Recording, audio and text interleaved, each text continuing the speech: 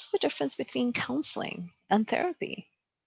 Both counseling and therapy in the space that we are talking about is done by clinicians. And one of the main distinctions between them is the time frame. Typically, counseling is for a much shorter period of time, and it addresses a stressor that is happening in your life. During all our life cycles, we will be at different phases of our life, different stressors will come up, right?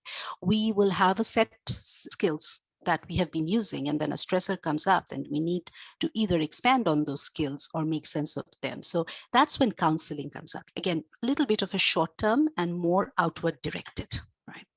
Therapy, on the other hand, is a little bit, probably most cases, a little more long term, and it kind of focuses on the person. So, for example, a person coming in who's facing challenges with depression, there are some underlying patterns around it. There's been a relationship with depression for a very long time, right? And how it shows up in different places, how it shows up in their life in different relationships. So kind of focusing on the person, right?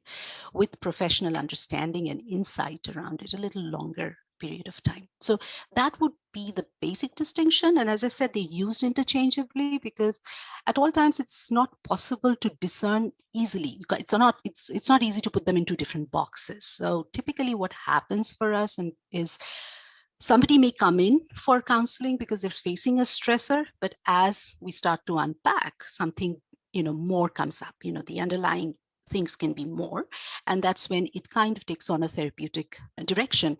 And on the other side, some people might sometimes think that they need very long-term work there, but what turns out is they are dealing with certain stressors and dealing with certain situations that requires certain set skills, certain counseling, and then they're done. So most clinicians, we are trained to counsel and provide therapy, but if we are not, then we accordingly refer out and do that. But that would be the distinction between the two. I wouldn't do therapy for my friends.